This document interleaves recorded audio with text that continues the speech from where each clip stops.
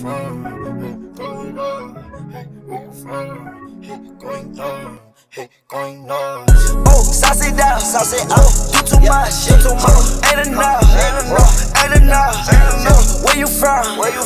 Throw it out, going nuts, yeah, going down. What's going on, everybody? It's your boy China Man, host of the Real Spill podcast, and I'm here with Cleveland's very own Chef Vic, executive chef of Salsa City and SEC licensing.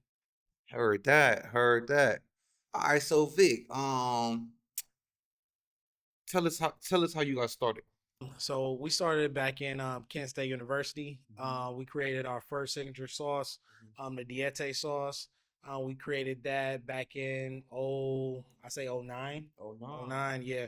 So that was when I was about a sophomore at Kent State University. Did carnivals and fairs from that. So we was able to grow from there. We got placement on Amazon.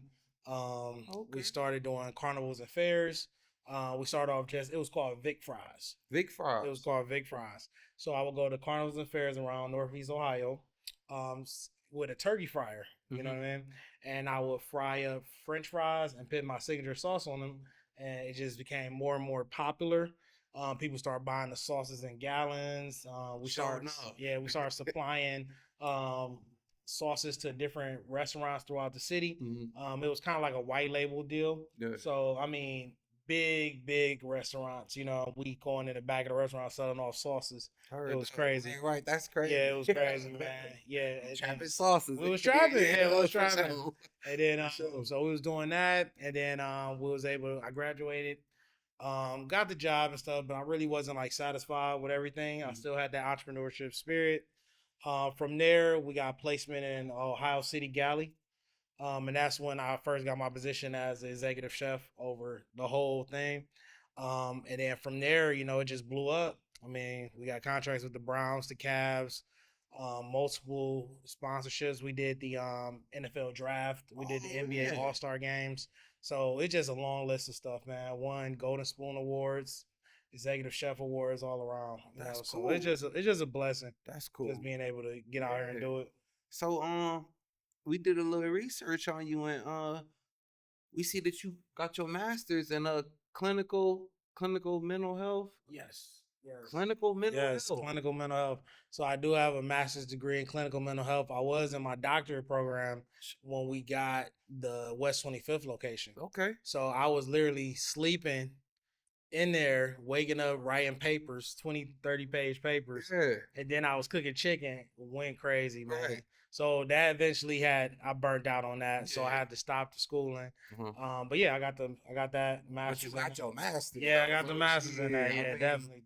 That's clutch right there. Yeah. So how did you transition from being in the health field, the medical health field, to cooking? Like what's now? Well, they always coincided in my mind, man. I mean, I was in school when I did the sauces. Right. So I was still doing that stuff. Right. I think they merge in customer service, being able to really understand my customers. Yeah. It merges in the market research, researching your customer base, Yeah. learning their behaviors, learning their tendencies, you know what I mean? Stuff like that. Yeah. Yeah, and then doing all those clinical assessments and all those maps and charts and stuff. Right. All of that is numbers and statistics that you can relate to finances. It can relate to your market research and how you put things together. So that's how we did it. Okay. And then we also honed in on people's, past and history. So we looked at Cleveland, and Cleveland was like it is a melting pot. Yeah. So this is one of the cities, and Akron as well, one of the cities that people populated because of, when they was on the transition and the revolutionary type of movements with, the industrial. So we had a lot of Ohio factories. had the jobs, Yeah, we had factories. We had rubber factories. We had a lot of cars, so this was factory central. Right. So this is kind of like New York when it's a merger of different cultures. Okay. So we grabbed everybody's seasonings from the different cultures that was the main cultures around. And I mean, we talk about African, we talk about Chinese, we could talk about Italian, Irish, Yeah, all I these noticed there's a different, lot of yeah. Polish. Polish as Man, well. Polish. yeah, Polish is heavy. yeah. Polish was That's heavy. I was like, Yeah. dang, it's a lot of Polish. Yeah, we even People got some here. Russian. We got some Ukrainian type Yup, yup, vibes too. yup. It's all over. So we made our seasonings based on all the cultures. Oh, that's raw. So that's why we call it the Cleveland hot chicken sandwich the Cleveland hot chicken sandwich, Mhm. because it's basically all the culture seasonings put together. Mhm. And then we gave that to Cleveland, and Cleveland responded by naming it the #1 chicken sandwich in Ohio. That's really unique, bro. That Yeah. is really unique. Yeah, it's calculated. Hey, that is so hard, It's though. 'Cause, like, calculated. people. Obstacles. Oh man, it was a lot of them, man. I mean, being young, I was young, even though I had, schooling, Right. I was still young. I wasn't never in a position of being an executive chef. Mhm. All my training was basically to cook, to prep, Right, all right. that type stuff, Line cook type. line cook Yeah. type vibes. So I had to learn that. I got huge success. I call him Bill. He was a veteran in the game. He has his own restaurant now. But he came in, he worked with me, helped me out. Chef Chef Emily, Chef Emily Campion, she came in, and basically I created a team with those three people, me, her, and him. Mhm. And basically we just collaborated and made sure the food was good. They helped out as far as like the super chef stuff that I didn't learn yet. Right. Sam, I would say one of my cooks, Sam, Mhm. he came in. It's just core people that I was blessed enough to have.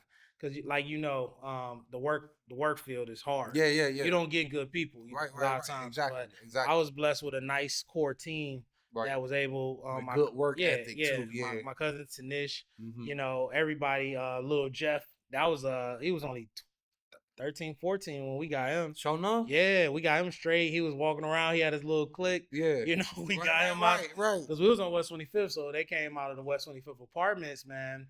And we got him together, man. We just took him under our wing. It was like, hey, we learning.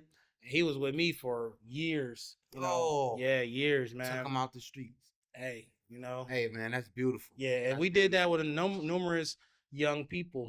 Mhm. Because I'm a young owner, so it was young people was definitely a pivotal, I would say a pivotal part of my story. Yeah. I wanted to make sure that they knew that it was a space where they can learn and gain a skill that they can use forever, That's heavy. and they'll never have a reason not to have a job. Right. You know what I mean? Because I'm gonna give you the skills. I'm gonna teach you how to cook. So that's one of the main things I'll say is the core of what we do. That's what I love. clutch, man. Because of like the main reason for my podcast is to create unity and to be able to let the community know, like, you're not by yourself. Like, Exactly. if you need help, you got help. You know what Yeah, I'm saying? exactly. If you need to talk, we can talk to Mhm. you. Yeah, So, and especially when you're young. yeah, Because some of man. those doors close when you get older. Right, And I experienced that myself. right. Like when I was young in the game, Mhm. I had all the top chefs took me in like, yo, this what you do. You know what I mean? Yeah. But as soon as I hit that plateau of Yeah, too right. much success, Right. they shutting that door. Right, They're like, nah. you got it. Yeah. You competition. Figure it out. Yeah, you Exactly. That's competition how now, they looking at it. Like, you competition. Like, Yeah, they ain't telling you nothing no more. exactly. But But it that's was cool good. that you created something to bring the youth in, you know what I'm Mhm. saying? And Yeah. give them the opportunity, because that's what's wrong with Exactly. a lot of what's going on out here. They don't Exactly. feel like they have the opportunity.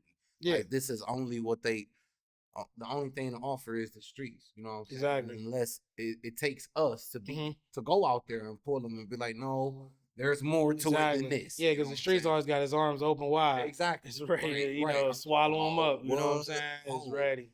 And It then didn't take anybody. yeah, and then Yeah. they really be thinking like, yeah, man, the streets love me. No, Nah, man. ain't no love out there, Nah, boy. It's exactly. eat or Exactly. be ate. Yeah, you and know it's what I'm saying? and there's always a new generation, man, getting drafted to Yeah, the streets. man. So And they you get know, worse and worse. yeah, they get worse and They get worse. worse and Yeah, worse. younger and younger too. Yeah, man. Yeah, so that's I love that. So how did COVID affect the whole little COVID era? Yeah, Did yeah. it affect you? Oh, COVID hit as soon as we got on. I mean, that first year, we had to shut down because of COVID, and then the whole food hall on West 25th that we had orchestrated, Mm-hmm. it shut down. So that's one of the reasons we were able to obtain that whole building from the owners. Oh, okay. Yeah, because you know the Ohio City Galley shut down in the end of the year. Mhm. It was kind of because they must have knew it was coming. You know what I mean? So they shut down, and then the next month COVID hit, and we're sitting in that $1 million building, like, hey, what we gonna do? Right. So we had to leave the building for a little while because they had shut down, and then we just we had partnered up with Cyanato's down in the flats. Mhm. It's a pizza spot, Italian pizza spot. So we partnered up with them, and then they let us like trap out of their kitchen for a while. Oh, okay, that's So cool. we were doing and we always do that with different brands. Mhm. So our food goes good with pizza, it goes good with wings, chicken, Yeah. anything you say. And then so we were selling pizzas. They was doing pizzas, we was doing chicken. And we kind of did side by side like a Taco Bell pizza. type Oh, okay, vibe, you know what I mean? yeah. Okay. Yep. So we did that in the flats for a while, and then we were able to go back into the building that we had left out Mhm. because it was vacant. Right. And then the city spent a lot of money on that building, so they was able to like get us a deal Mhm. so we can go in there and facilitate our own food hall. Right. So we turned it into the Salt City Food Hall, and then we invited other chefs in there. So we ended up going live again. We had Soul Food, we had Pearl's Kitchen, we had them in there. We had Twisted Tajinos, so that's like a Puerto Rican fusion with Dominican.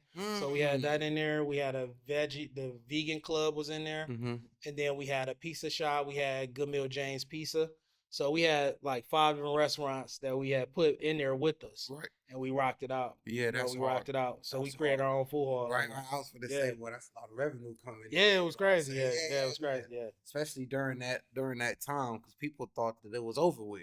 Oh, You know what I'm saying? They yeah. thought It was finished when Yeah. the COVID time hit. Yeah, I wasn't going back to work. I knew that. I was like, nah, man. Right. Nah. It's over with. Yeah. That's cool. That's cool. So, what do you see Sauce City in the next 5, 10? Like, what's your plans Plans. for the future as far as expansion? As far as expansion. So basically we have moved, so we kind of shut down the actual Sauce City brick and mortar type vibe. So we kind of went dark on that. We had to shut that down because of, we was in University Heights. So we shut that down, got our finances together. So coming out of that storm, I believe like we're gonna move towards more of the licensing type deals. Mm-hmm. So more deals with the NBA, more deals with the NFL, Oh, more deals with different organizations that want to partner up. Right. Because we do very well in corporate settings. Okay. We do extremely well with like sports venues, large venues, the like metro parks and stuff like that. So we do a lot of deals with that type situation. So that's what I'm moving towards. Okay. Okay. So, what's something that you can tips or just like anything that you can tell the viewers or the youth for sure, like because I really, now that you to put me on to the fact that you out here helping the youth and giving them opportunities. What are some of the things that you can tell the youth, especially in our demographic, like giving them some pointers on it? I would tell the youth and anybody that's in the business, I would say structure your mind first.